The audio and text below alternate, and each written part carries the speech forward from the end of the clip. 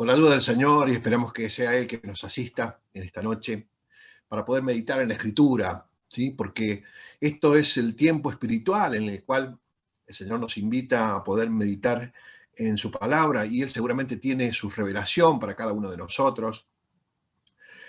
Rogamos que en esta noche sea una vez más así, de este modo, para el beneficio de nuestras almas, de nuestros corazones. Nos toca, estamos transitando el estudio de la palabra en la epístola, en la carta de los Hechos, ¿no? El libro de los Hechos de los Apóstoles, ¿sí?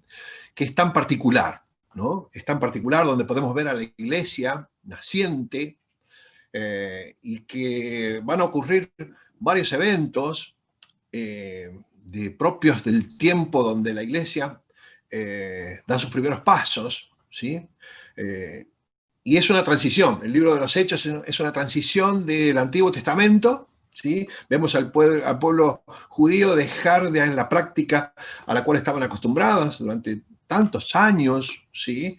Y a una nueva práctica, la vida de la iglesia, la vida de los primeros cristianos, ¿sí? Acomodando el Evangelio del Señor Jesucristo a la comunión de los hermanos, ¿sí? Al transitar todo esto. Y vemos a través del libro de los Hechos muchas señales, milagros, señales. Estuvimos meditando el miércoles pasado, ¿sí? La curación de aquel hombre que estaba allí en la puerta del templo, y con poder fue levantado, con el poder de Dios fue levantado en el nombre del Señor Jesús. Señales que validan el mensaje de los apóstoles, ¿sí? Y vamos a ver, a través que vayamos avanzando en el libro de los Hechos, cómo el Señor a los que llevaban el mensaje iba validando con estos hechos maravillosos que le ponían el sello de Dios, ¿sí? Refrendando las verdades espirituales. ¿Hasta qué tiempo? Hasta el tiempo en el cual se haya constituido el tiempo del mensaje de los apóstoles, ¿sí? Entonces queda consolidado en la Escritura, cerrado el canon de la Escritura, donde ya el Señor va a dejar todo establecido para que en ella, en la palabra de Dios, pudiésemos ver todos los hechos, el carácter de Dios, la revelación de Dios dada por completo.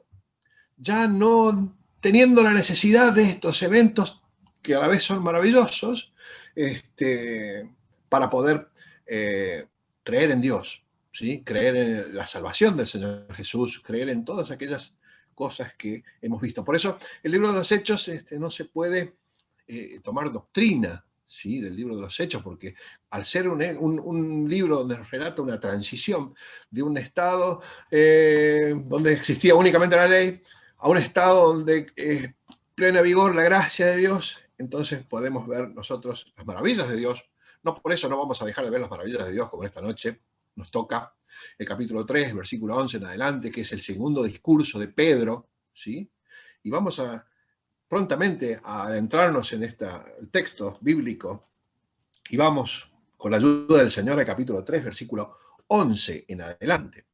Es del 11 al 26 en el que nos tocaría en esta noche meditar, ¿sí? Son varios versículos, por eso vamos a ir rápidamente a la Escritura y vamos a tratar de sacar provecho de esto que el Señor nos propone en esta noche. Dice el versículo 11: y teniendo asidos a Pedro y a Juan, el cojo, que había sido sanado, todo el pueblo atónito concurrió a ellos al pórtico que se llama de Salomón. Viendo esto, Pedro respondió al pueblo: varones israelitas, ¿por qué os maravilláis de esto? ¿O por qué ponéis los ojos en nosotros, como si por nuestro poder o piedad hubiésemos hecho andar a este? El Dios de Abraham, de Isaac y de Jacob, el Dios de nuestros padres, ha glorificado a su Hijo Jesús, a quien vosotros entregasteis y negasteis delante de Pilato, cuando éste había resuelto ponerle en libertad. Mas vosotros negasteis al santo y al justo, y pedisteis que se os diese un homicida. Y matasteis al autor de la vida, a quien Dios ha resucitado de los muertos, y de lo cual nosotros somos testigos. Y por la fe en su nombre, a este que vosotros veis y conocéis, le ha confirmado su nombre, y la fe que es por él ha dado a esta completa sanidad en presencia de todos vosotros. Mas ahora, hermanos, sé que por ignorancia lo habéis hecho, como también vosotros, vuestros gobernantes. Pero Dios ha cumplido así lo que había antes anunciado por boca de todos sus profetas, que su Cristo había de padecer. Así que arrepentíos y convertíos para que sean borrados vuestros pecados, para que venga de la presencia del Señor tiempo de refrigerio.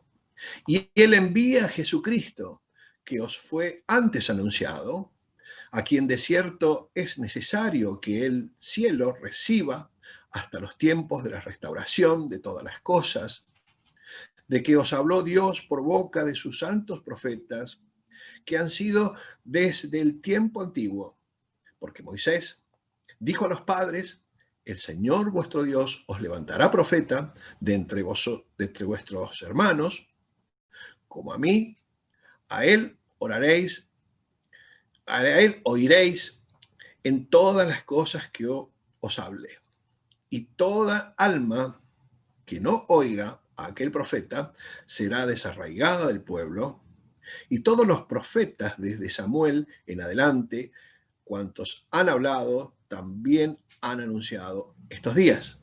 Vosotros sois los hijos de los profetas y del pacto que Dios hizo con nuestros padres, diciendo a Abraham: en tu simiente serán benditas todas las familias de la tierra.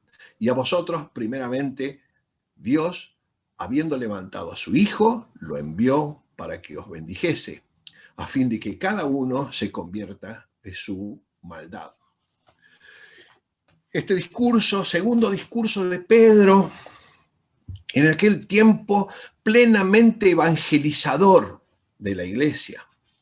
Ellos habían recibido el Espíritu Santo de Dios según la promesa del Señor Jesús, habían recibido el Espíritu en el tiempo de Pentecostés, y es allí donde casualmente se provoca el primer discurso de Pedro, poderoso discurso de Pedro allí en Jerusalén, donde se festejaba la fiesta, donde el público que asistió a la fiesta en Jerusalén cuando es el derramamiento del Espíritu Santo era un público variado, donde primordialmente eran judíos, pero sabemos que estas fiestas eran visitadas por distintas personas de distintas nacionalidades, y el primer discurso de Pedro fue con un marco, si ustedes recuerdan, que toda aquella demostración del derramamiento del Espíritu Santo de Dios había sido, para los ojos de los inconversos y los que no entendían, un espectáculo casi burlesco, porque le decían que se encontraban todos ellos borrachos, ¿sí? Pero no ese marco en el cual fue dado el primer discurso de Pedro no fue impedimento para que la verdad de Dios fuera sacada a la luz y el mensaje de Pedro, poderoso en Dios, tocara los corazones. Pedro dio justificación de cada una de las cosas que sucedían ahí y pudo dar testimonio del Señor Jesús. Y vemos, si ustedes repasan el primer discurso de Pedro, cómo Cristo es el centro, cómo la persona del Señor Jesucristo ocupa el primer lugar en la predicación de Pedro, y sabemos que el fruto de esa predicación fueron 3.000 personas.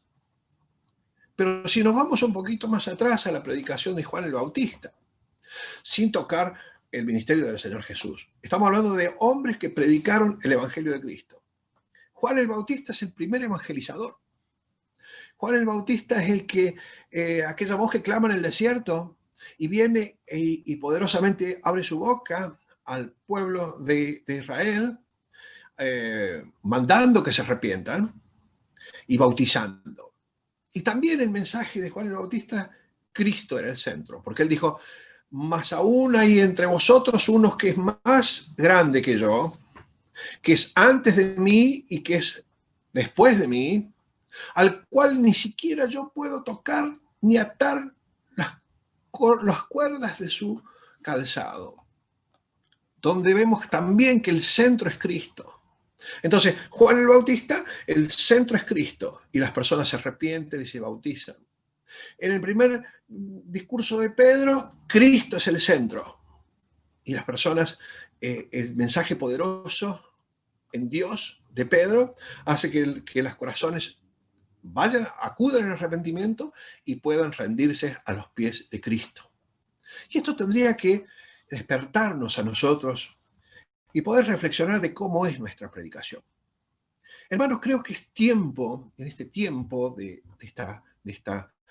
aislamiento que nos obliga esta situación de salud, es tiempo para que nosotros podamos rever nuestra evangelización, de cómo es nuestro mensaje, de cómo estamos planteando el Evangelio de Cristo. Creo que a veces vemos o nos frustramos porque quizás hablamos a las personas, entregamos el mensaje y quizás el mensaje no es el más apropiado. Qué bueno sería que en el interior de cada uno de nuestros corazones pudiésemos reflexionar, decir, Señor, mi mensaje es un mensaje cristocéntrico. ¿Cómo estoy presentando a Cristo? Y vamos a ver en este segundo mensaje, segundo sermón de Pedro, cómo también Cristo es el centro. Cómo él eleva a la persona del Señor Jesús. La pone a la consideración de las personas.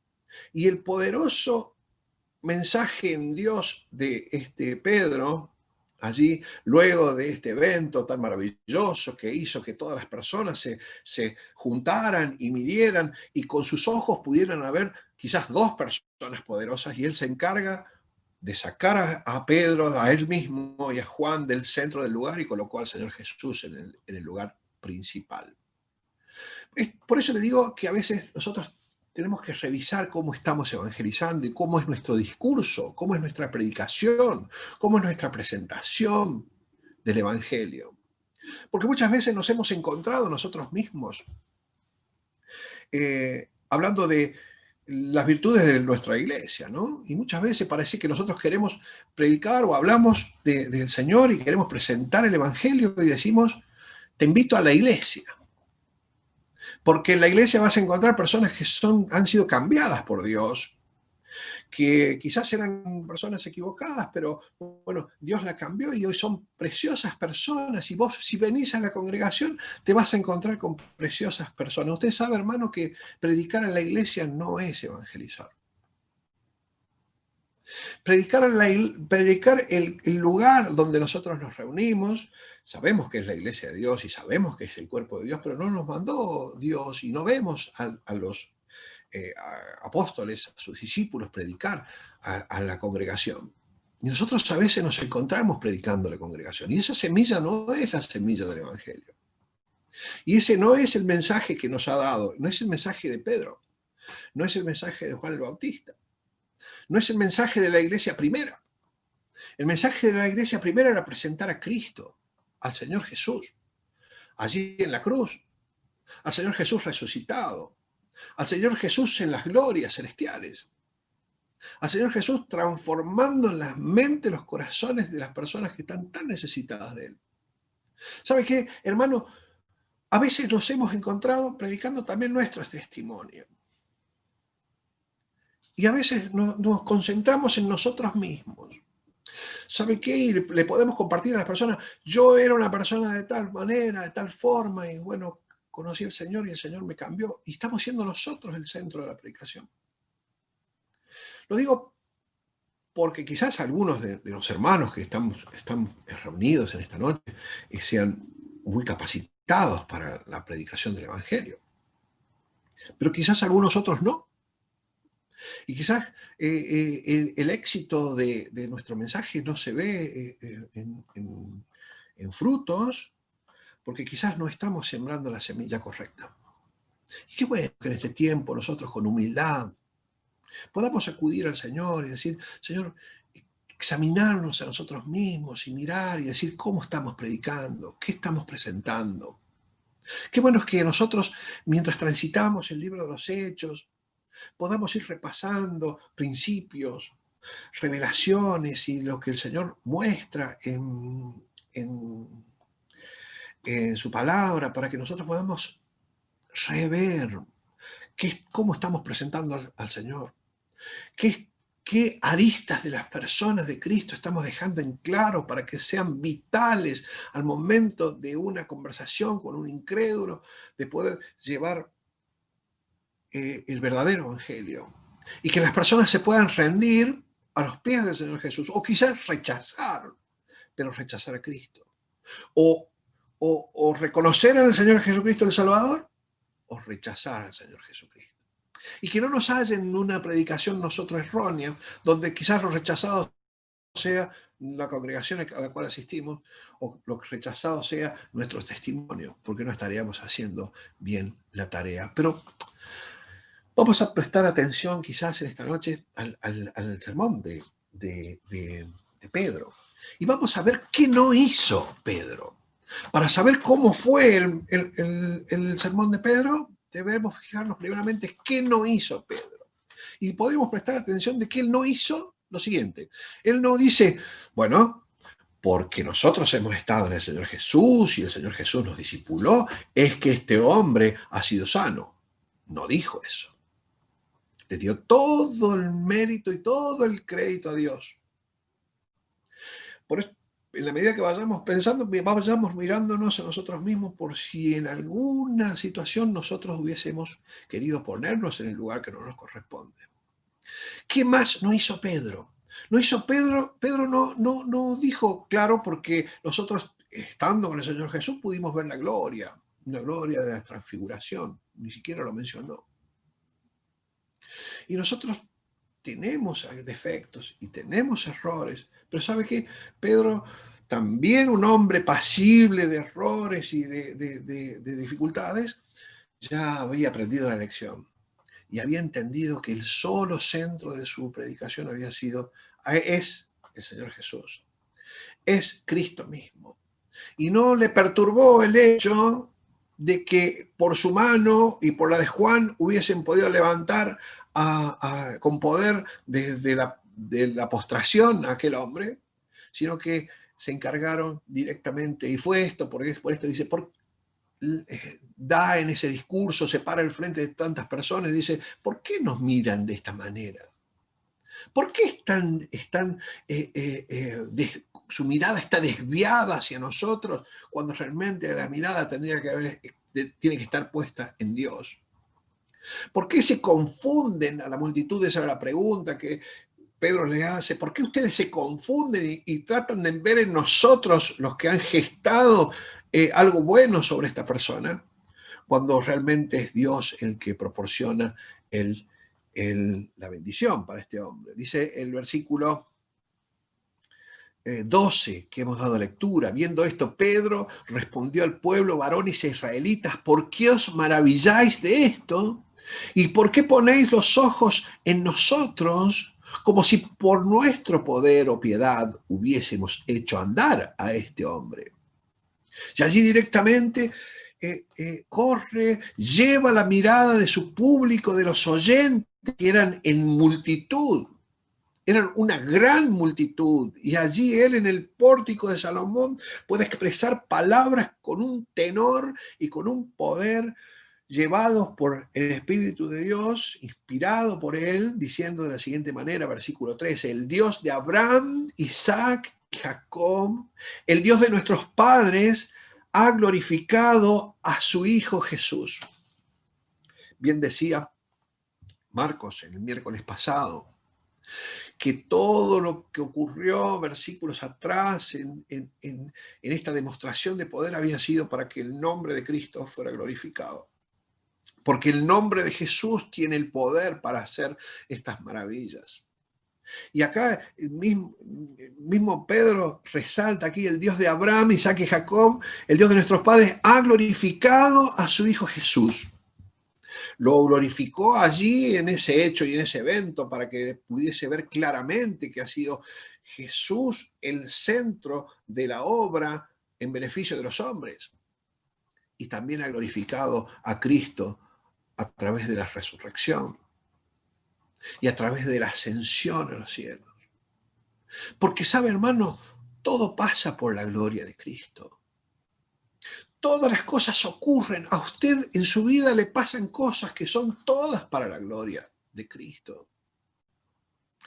Y es allí donde debemos focalizar nuestro andar, focalizar nuestro entendimiento, focalizar nuestro discurso, nuestra predicación, nuestro hablar, siendo Cristo el centro glorificando siempre al Señor Jesús. Y ¿sabe qué? No se detiene Pedro y pone las cosas en su lugar.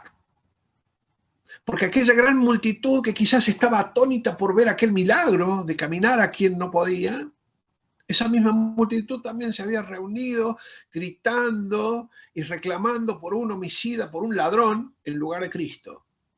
Era esa misma. A Pedro no se le nubló la vista por esa multitud, porque Pedro pudo ver que esa multitud también estaba llena de pecado, llena de maldad y llena de falta de sumisión y humillación a Dios. Y decimos que Pedro pone las cosas en su lugar porque prontamente dice, a quien termina diciendo en el versículo 13, a Jesús, a quien vosotros entregasteis y negasteis delante de Pilato cuando éste había resuelto ponerle en libertad. Este pueblo, estas mismas personas, porque ya había pasado la fiesta, a este momento en el cual Pedro y Juan acuden a la adoración al templo, ya habían pasado algunos días de la fiesta de Pentecostés, ya los visitantes del lugar se habían ido y habían quedado los judíos que acostumbraban y vivían en la ciudad, pero se acumularon y se juntaron en un grupo muy grande de personas. Aquellas personas habían gritado y habían pedido y habían suplicado por Barrabás, el ladrón, y a punto de librar Pilato de la condenación al Señor Jesús, ellos gritaron y pidieron por un homicida. Dice el versículo 14, más vosotros negaste, una segunda vez, dice, negasteis al santo y al justo y pediste que se os diese un homicida. Negasteis al santo y al justo. Qué dos palabras que magnifican a la persona del Señor.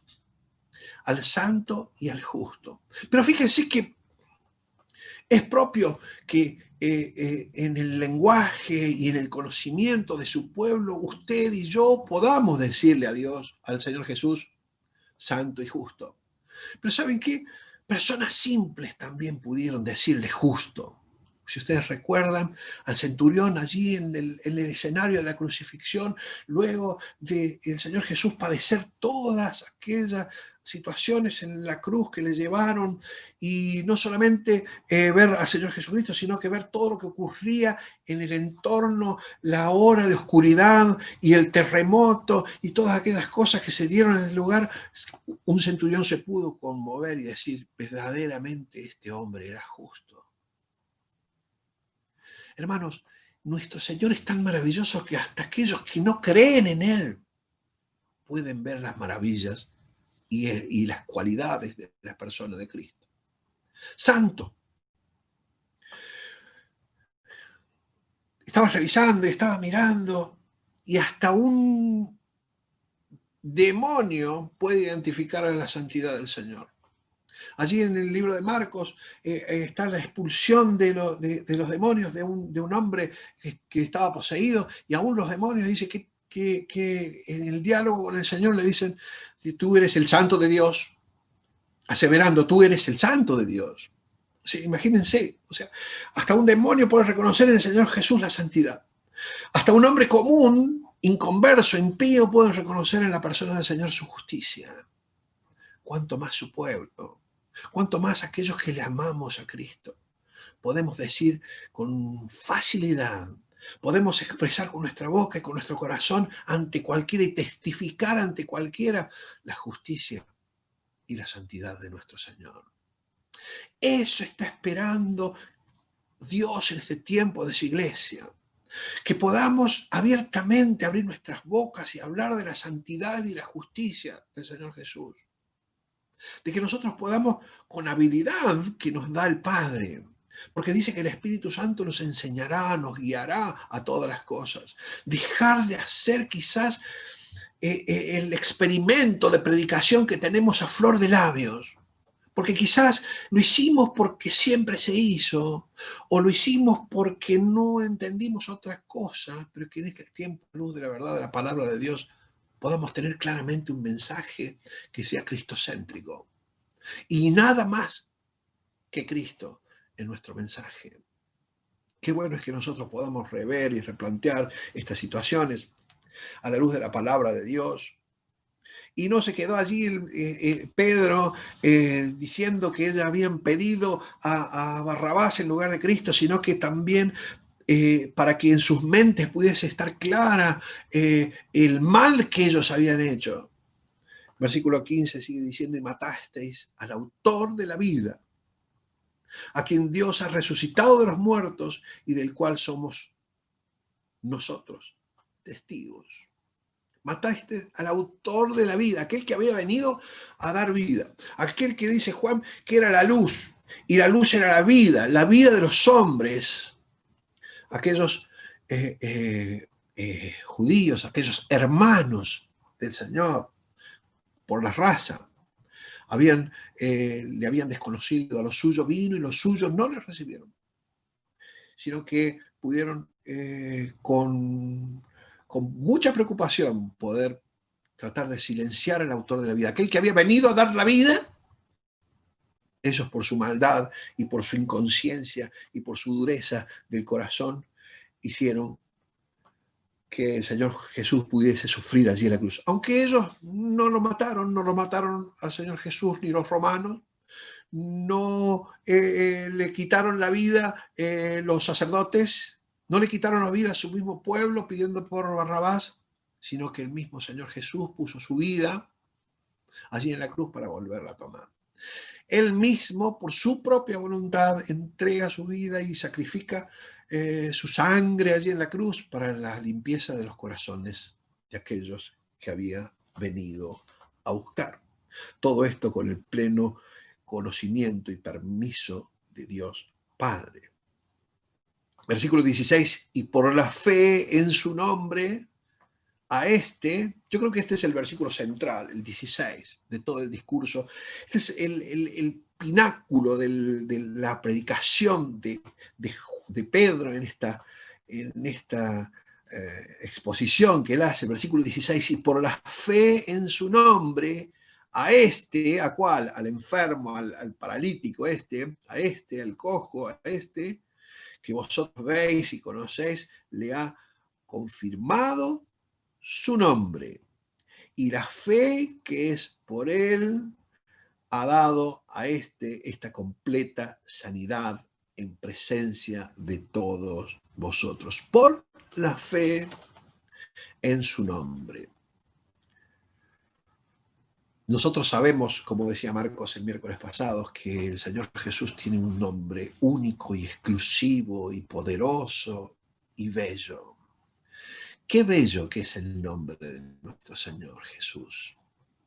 Cuando nosotros nos detenemos en el día y en este tiempo propicio, podemos detenernos y pensar en el nombre del Señor Jesús, el poder magnífico que contiene el nombre de Dios, el nombre de nuestro Señor Jesús. Nombre que es sobre todo nombre, que Dios le exaltó hasta lo sumo, dándole un nombre poderoso, que en esta noche nuestros corazones, mientras meditamos en su palabra, pueda desprender una alabanza al Maestro, una alabanza a nuestro Señor, que pueda nuestro ser estar rendido en alabanza al precioso y dulce nombre de nuestro Señor Jesús, porque por ese nombre, porque por la fe puesta en el nombre del Señor Jesús, nosotros hemos sido constituidos hijos de Dios. Hemos sido constituidos hijos de Dios al cual podemos integrar la familia del cielo. Nombre poderoso el del Señor Jesús, que nos va a permitir entrar a las moradas especiales que ha ido a preparar a cada uno de nosotros. ¿Cómo no vamos a alabar a nuestro Señor? ¿Cómo no vamos a hacer un reconocimiento en una rendición total a Él? ¿Cómo no vamos a predicar de Él? Pero que el Señor nos encuentre predicándole a Él. No predicando quizás alguna línea congregacional. Que no nos halle predicando a Cristo como el que resuelve los problemas de la vida comunes, a los cuales estamos sujetos los hombres. Y muchas veces los hombres que están cortos de vista, lo único que quieren es sobreponerse por las dificultades que son terrenales y no pueden ver las circunstancias espirituales que exceden al hombre natural.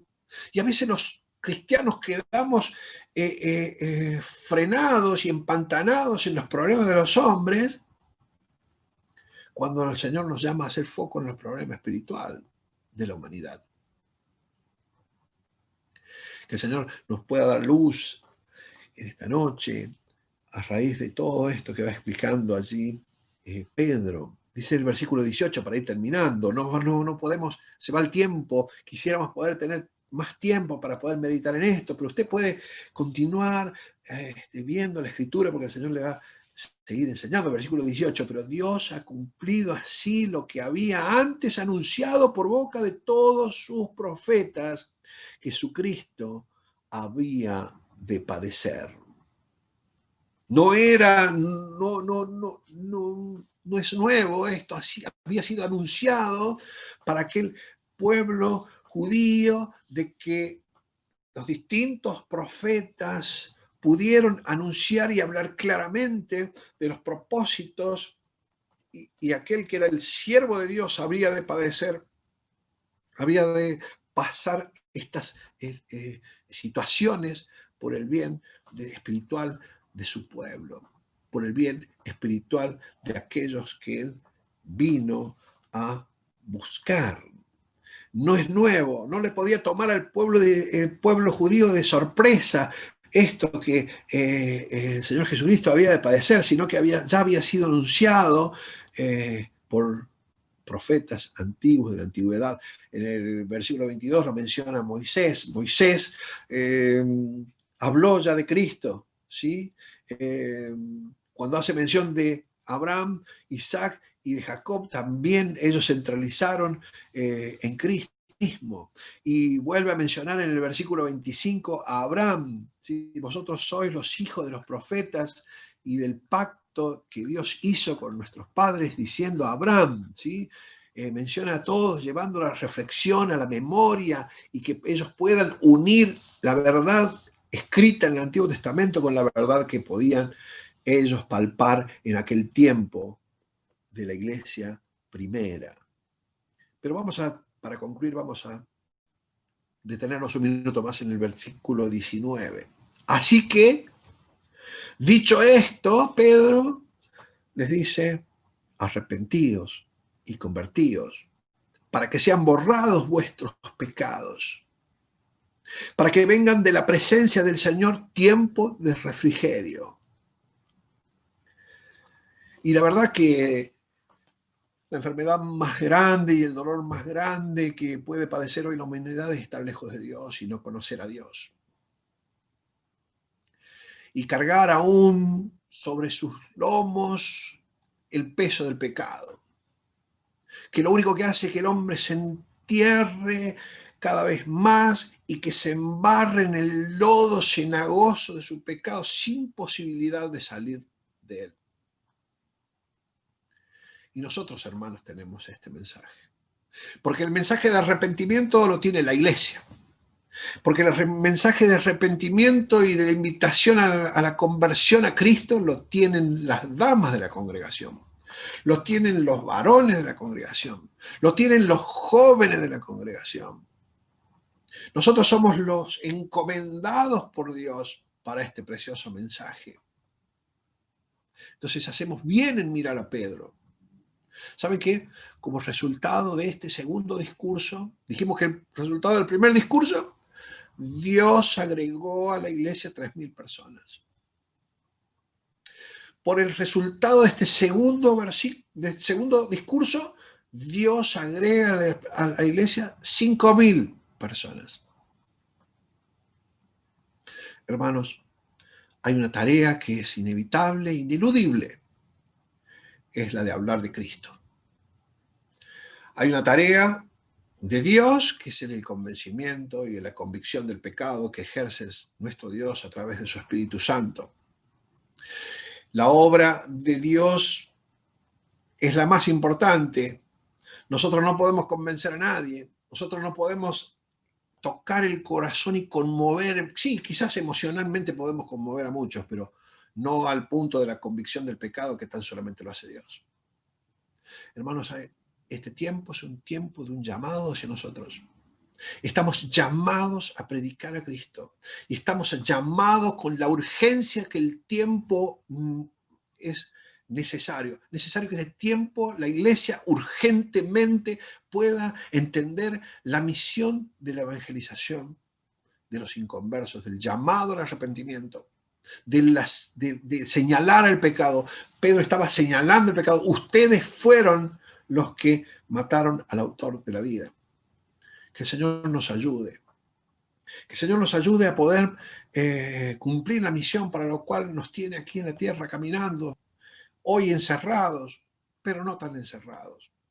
Hoy enfrascados en nuestros hogares, pero no tan enfrascados en los hogares porque tenemos posibilidades. Tenemos reuniones virtuales, tenemos teléfonos, tenemos WhatsApp, tenemos distintos medios electrónicos, distintos medios por los cuales llegamos a muchísimas personas.